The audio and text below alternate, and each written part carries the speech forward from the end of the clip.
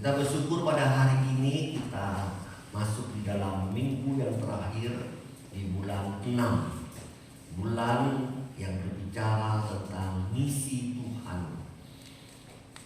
Hari ini kita tetap berbicara tentang ready to action. Ya, bagian yang ketiga. Kita akan membaca firman Tuhan di dalam 1 Petrus pasal 2 ayat 9 sampai yang ke-12. Kita akan baca silih bergantian 1 Petrus pasal 2 ayat 9 sampai yang ke-12. Tetapi kamulah bangsa yang terpilih, imamat yang rajani, bangsa yang kudus, umat kepunyaan Allah sendiri, supaya kamu memberitakan perbuatan-perbuatan yang besar dari Dia yang telah memanggil kamu keluar dari kegelapan kepada terangnya yang ajaib. Kamu yang dahulu bukan umat Allah, tetapi yang sekarang telah menjadi umat-Nya, yang dahulu tidak dikasihani, tetapi yang sekarang telah beroleh belas kasihan. Saudara-saudaraku yang kekasih, aku menasehati kamu supaya sebagai pendatang dan perantau kamu menjauhkan diri dari keinginan-keinginan daging yang berjuang melawan jiwa. Milikilah cara hidup yang baik di tengah-tengah bangsa kami ini, supaya apabila mereka memfitnah kamu sebagai orang durjana, mereka dapat melihatnya dari perbuatan-perbuatanmu yang baik dan memuliakan Allah pada hari Ia melawat mereka. Saudara, ada satu pertanyaan. Apa yang kita lakukan kalau status kita berubah? Apa yang kita lakukan kalau status kita meningkat dari yang rendah menjadi yang tinggi? Apa yang kita do action? Saudara yang dikasihi Tuhan, dari SMA, status kita dari SMA menjadi status kita menjadi mahasiswa. How are you to action? Apakah konsep berpikir kita tetap sama? Apakah cara hidup kita tetap sama? Apakah tingkah kesopanan kita, etika kita, pergaulan kita, apakah tetap sama? Musa dulu seorang statusnya hanya gembala sidang. Sekarang statusnya bertambah menjadi ketua Majelis Agama Kristen Kota Denpasar, menjadi ketua Ormas Kristen di Kota Denpasar. Ketika status itu Tuhan berikan, tambahkan. Tentu tingkat pergaulan kita bertambah, bukan? Cara kita harus berbeda. Sikap kita pun berbeda. Ketika kita saat ada sebagai gembala sidang, berhadapan dengan domba-domba. Demikian juga ketika kita jadi status, jadi ketua Majelis Agama Kristen di Kota Denpasar. Pergaulan kita berbeda, konsep kita berbeda, cara pandang kita berbeda. Kita akan bergaul dengan kalangan orang-orang di dalam pemerintahan. Kalau di gereja sebagai gembala, bergaul dengan domba-domba yang adalah orang Kristen. Tapi ketika kita di kalangan di sana, kita bergaul dengan banyak orang-orang non-Kristen. Tentu cara pandang harus berbeda. Tentu cara membawa diri harus berbeda. Tentu pengorbanan kita harus berbeda. Tentu waktu yang kita keluarkan berbeda. tenaga pikiran kita semuanya harus berbeda. Misalnya nanti sore ada kegiatan bulan Bung Karno. Seluruh pejabat di seluruh kota Denpasar, baik itu wali kota, Kapolresta, pengadilan tinggi negeri, pimpinan daripada pengadilan, pejabat-pejabat Kodam, semua daripada yang ada di Denpasar berkumpul bersama-sama di gedung kota Denpasar di Lumintang jam 5 sore. Pada jam 5 sore itu kita sudah janjian untuk mengadakan penggabaran Injil. Bagaimana sikap kita? Oke, kita atur sedemikian rupa supaya kita bisa bersama-sama dalam pelayanan. Akhirnya biar penggabaran Injil tetap berjalan di sana, dan kita Musa akan pergi bersama-sama bertemu dengan wali kota di sana. Saudara, kita ingin hadir, berusaha, karena status kita berbeda, maka kita menundukkan, mewakili gereja-gereja kota Denpasar untuk hadir, menundukkan kebersamaan, menundukkan toleransi bersama-sama. Saudara, ini status kita sudah berbeda.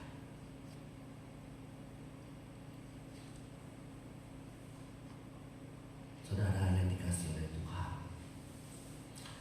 Musa ada status jabatan yang baru, maka ada tugas yang baru. Prinsip penting. Ada status yang baru, ada tugas yang baru, ada jabatan yang baru, ada perintah yang harus dikerjakan, ada misi yang harus dibuat. Nggak bisa tidak. Aku menjadi status, aku tidak mau mengerjakan misi itu, aku tidak melakukan tugas itu. Nggak bisa. Kalau dulu status aku adalah seorang bujangan, seorang wanita yang belum menikah, oke, aku bebas bergaul dengan pria siapa saja. Tetapi ketika aku menikah, statusku adalah istri daripada Jenny, Bapak Jenny. Sekarang aku harus tidak akan lagi berjalan dengan tema berdua makan restoran dengan Henny di sana. Status kita berubah. Saudara yang dikasihi oleh Tuhan, ada tugas yang baru. Ini penting. Tidak mungkin ketika ada status yang baru kita tenang-tenang saja. Tidak bisa. Ketika Tuhan memberikan status kepadamu menjadi seorang mahasiswa, tidak akan sama lagi misinya ketika waktu zamannya SMA. Ketika engkau diberikan status sebagai penari gereja, memain musik gereja, apakah sama dengan dulu sebelum mendapat status itu? Diam-diam saja, tidak usah latihan. Tidak bisa. Ada tanggung jawab, ada keseriusan, ada kesungguhan, ada misi yang harus dikerjakan. Amin, saudara. Demikian juga dalam hidup kita sebagai umat Allah. Bagian yang kita baca menentukan status yang baru yang harus kita kerjakan, yang dituangkan misi di dalam hidup kita, untuk yang harus kita to action. Dan bisa tidak. Oke, kita lihat ayat 10. Apa status yang baru yang Tuhan berikan kepada kita? Dikatakan kamu dahulu. Kamu dahulu, statusmu apa? Kamu dahulu bukan milik Allah. Sekarang statusmu apa? Sekarang statusnya adalah milik Allah. Dulu statusmu bagaimana? Tidak dikasihani. Sekarang mendapat belas kasih karunia Allah. Dulu kamu itu apa? Dulu kamu mati. Sekarang kamu itu hidup. Dulu kamu bagaimana? Kamu bukan murid Kristus, tapi sekarang adalah murid Kristus. Dulu bagaimana? Kamu bukan kepunyaan Allah, tapi sekarang kamu kepunyaan Allah. Dulu status kamu apa? Budak. Umat Allah itu saya terjemahkan dalam hal-hal seperti ini. Dulu kamu statusnya apa? Budak. Sekarang kamu adalah orang-orang merdeka. Dulu kamu adalah hamba dosa. Sekarang kamu orang-orang anak-anak Tuhan. Dulu kamu adalah orang gelap. Sekarang kamu adalah anak-anak terang. Status saudara dan saya itu sudah berubah. Ini kata Rasul Paulus, Rasul Petrus kepada orang-orang di Kristen di perantauan di Asia Kecil. Ingat, sekarang statusmu berubah. Bukan yang dulu. Statusmu adalah murid Kristus.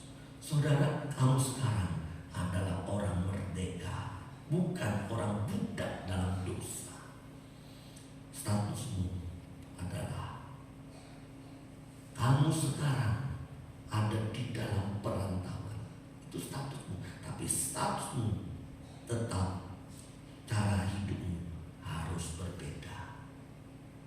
Ayat berapa? Harus berbeda itu. Ayat yang keberapa dikatakan? Ayat yang ke-12. Ketika statusmu itu berubah, cara hidupmu harus berubah. Milikilah cara hidup yang baik di tengah-tengah bangsa-bangsa bukan Yahudi. Statusmu berubah, cara hidupmu berubah. Untuk apa sekarang pertanyaannya? Rasul Petrus mengatakan demikian kepada mereka.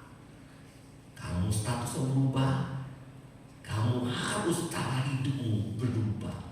Konsep pikiranmu berubah, perbuatanmu berubah, perkataanmu berubah, cara hidupmu berubah. Artinya supaya berbeda dengan dunia. Itu intinya begitu.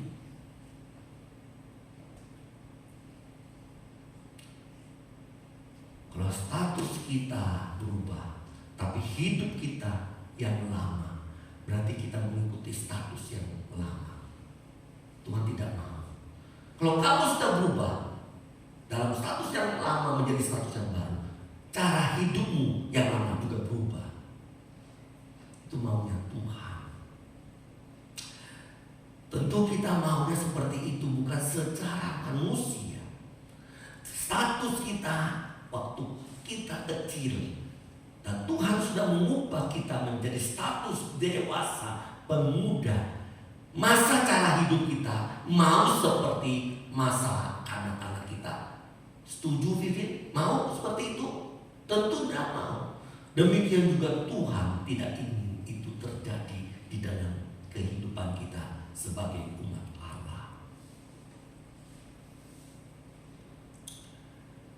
Saudara, sekarang pertanyaan yang paling penting, sekali lagi, status kita diubah, cara hidup kita berubah. Untuk apa? Hanya satu tujuan, untuk memuliakan Allah.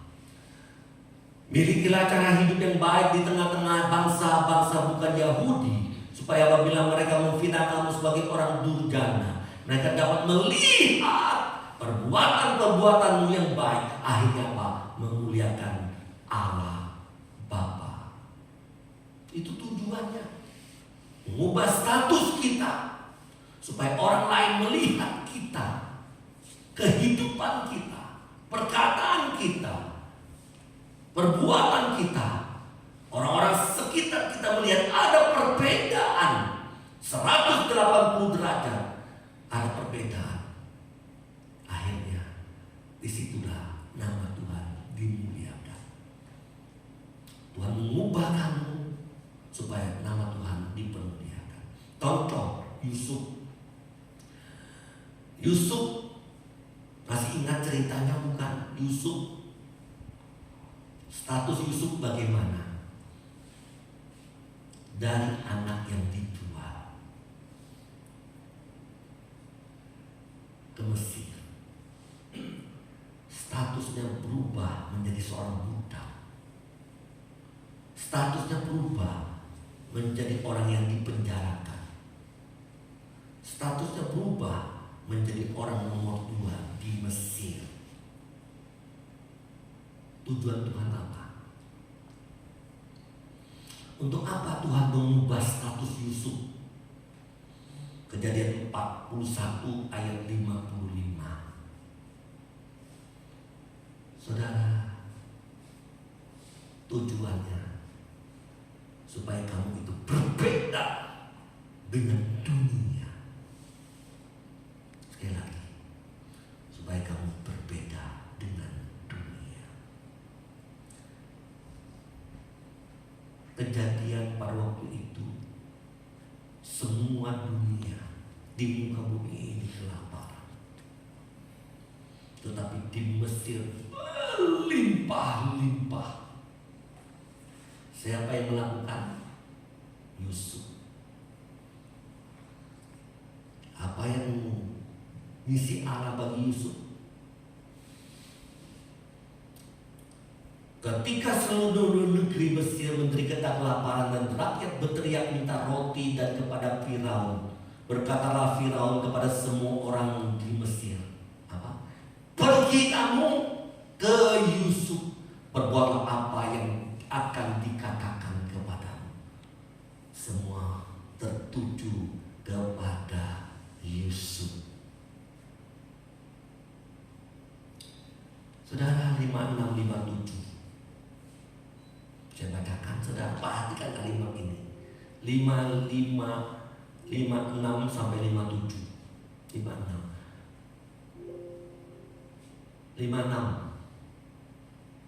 Saudara, kita lihat Kejadian berapa? 4156.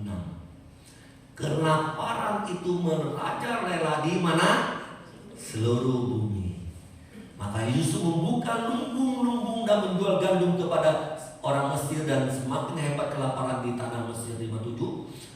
Juga dari seluruh bumi datanglah orang-orang ke Mesir memberi gandum dari Yusuf, dan sebab kehebat kelaparan itu di seluruh bumi. 3 kali kalimat seluruh bumi kelaparan. Seluruh bumi datang menuju kepada diri Yusuf. Hebat bukan? Itu pekerjaan Allah supaya banyak orang datang kepada Yusuf, melihat Yusuf, melihat perbuatan Yusuf, melihat kasih Yusuf, melihat kemurahan Yusuf. Yusuf bisa saja menutup gandumnya bagi semua orang. Tetapi Yusuf tidak melakukan hal itu. Dari seluruh bumi datang dikasih gandum. Itu menunjuk kemurahan, kasih, dan orang-orang akan berkata, kok bisa hanya di Mesir, di seluruh dunia hanya di Mesir ada gandum? Ada apa? Kenapa yang mengerjakannya hanya umat Allah saja? Kau bukan orang Mesir, kau Yusuf sebagai umat Allah. Itu ada misi Allah. Semua akan memandang Tuhan Yusuf supaya tahu, akan memandang siapa Tuhan yang sampai melakukan hal ini. Padahal di Mesir Padahal tidak ada Firaun. Kenapa tertuju kepada Yusuf? Indah bukan? Itu misi Allah. Supaya orang lihat perbuatan umat Allah. Akhirnya Allah berkata, hebat Tuhannya Yusuf. Dan Firaun pun berkata, Tuhan Yusuf itu luar biasa. Tidak ada seperti dia yang bisa menerjemahkan mimpiku. Saudara, sampai hari ini semua orang tertuju kepada Tuhan Yesus Kristus. Seluruh dunia yang begitu punya belas kasihan kepada bangsa-bangsa, kepada seluruh dunia, untuk mau mati, untuk mau menyerahkan dirinya, mengorbankan akan tubuhnya, darahnya, untuk menyucikan dan menggantikan dosa-dosa manusia. Herodes sudah ngecek tidak ada dosa, tetapi kenapa harus dihukum? Memang harus dihukum untuk menggantikan dosa-dosa manusia. Mati dia, habis itu dia mati, dia bangkit. Itulah Tuhan yang hidup satu-satunya di muka bumi. Layak hati kita, mata kita, pikiran kita tertuju kepada Dia. Tidak heran seluruh dunia hari ini sampai akhir zaman tertuju kepada Tuhan Yesus. Saudara yang dikasihi oleh Tuhan, sekali lagi, inilah maksud Tuhan ketika mengubah status kita. Bukan untuk kepentingan kita, tapi kepentingan kemuliaan Tuhan, kepentingan bagi banyak orang, menjadi berkat bagi banyak orang, menjadi terang bagi banyak orang, menjadi garam bagi banyak orang, menjadi surat yang terbuka oleh bagi banyak orang. Saudara bisa nari untuk kemuliaan Tuhan, menjadi berkat bagi jemaat. Amin. Yesus melakukan segala sesuatu. Orang tertuju untuk memuliakan Tuhan, untuk menjadi berkat bagi banyak orang. Itu yang pertama. Yang kedua, 1 Petrus pasal 2 ayat 9. Apa yang berbicara tentang status? Pasal 2 ayat 9. Statusmu dikatakan, tetapi kamulah bangsa yang terpilih, imamat yang raja, di bangsa yang kudus, umat kepunyaan Allah sendiri, supaya kamu memberitakan perbuatan-perbuatan yang besar dari Dia yang telah memanggil kamu keluar dari kegelapan menjadi terangnya yang ajaib. Kita sudah bicara, kamu itu statusmu dari gelap menjadi terang. Sekarang kita bicara yang lain. Statusmu itu apa? Statusmu sekarang, hai orang-orang Kristen yang ada di perantauan, statusmu apa? Kata Rasul Paulus, statusmu kamu adalah bangsa yang terpilih. Bangsa kita satu-satunya yang terpilih. Oke? Kamu adalah imamat rajani. Kamu adalah bangsa yang kudus. Kamu adalah kepunyaan Allah. Saudara, ingin ditegaskan oleh Rasul Paulus, ingat kamu dipilih secara khusus dari sekian banyak orang. Kamu dipilih. Setelah dipilih, kamu dikuduskan. Statusmu dulu kamu beda, sekarang aku pilih. Oke, menjadi umatku, itu status kamu. Oke, sekarang aku kuduskan kamu. Dulu kamu orang yang najis, statusmu itu. Sekarang kamu adalah kudus adanya. Setelah kudus, kamu adalah milik kepunyaanku, bukan milik setan, bukan milik dunia. Oke, dulu kamu milik setan, kamu milik dosa, tapi sekarang kamu adalah milikku. Sekarang setelah kamu adalah milikku, kamu adalah sebagai imamat, imam yang akan menjadi alatku, yang akan menjadi berkat bagi banyak orang. Kamu akan menjadi imam, perantara aku dari umat Allah dengan Allah. Imam sebagai perantara. Kamu akan menjadi berkat bagi umatku kepada Allah di surga. Sekarang pertanyaannya, kamu sekarang sudah kupilih, sekarang kamu menjadi kepunyaanku, sudah kukuduskan, sekarang kamu menjadi imamku. Tugasmu apa? Tugasmu apa? Tugasmu ialah menceritakan, memberitakan, mewartakan perbuatan-perbuatanmu yang besar, menceritakan perbuatan-perbuatan Allah yang dahsyat, memberitakan akan karya-karya Allah dalam keselamatan, dalam penebusan manusia. Kata Rasul Paulus, aku menegaskan kembali hal ini. Ceritakanlah perbuatan-perbuatan dan karya-karya Allah kepada orang lain. Saudara yang dikasihi oleh Tuhan, sekarang pertanyaannya lagi adalah, menceritakan itu tugas siapa? Saya sudah katakan, semua orang percaya. Bukan ditujukan kepada rasul-rasul. Oke, saya buktikan kembali ayat 9. Kamulah bangsa yang terpilih, supaya kamu memberitakan perbuatan-perbuatan yang besar. Kamu itu siapa? Kamu adalah orang-orang Kristen di perantauan di Asia Kecil.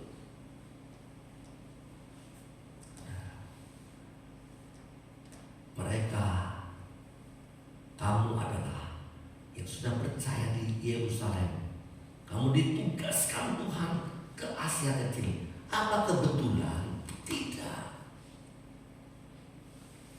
Kamu memang dipanggil Tuhan supaya tersebar ke Asia Kecil dan kemana-mana untuk hidup di sana.